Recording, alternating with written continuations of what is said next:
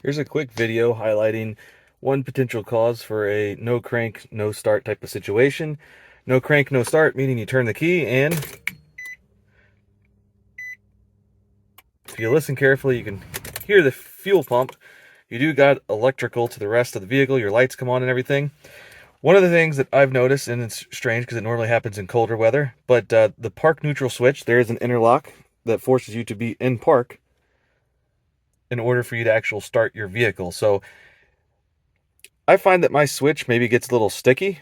So what I've had to do a couple times is I turn the key to the accessory position and just move it a little bit. And then it starts up. Not the most robust fix, but if you are kind of in an emergency situation, it's something that you can try.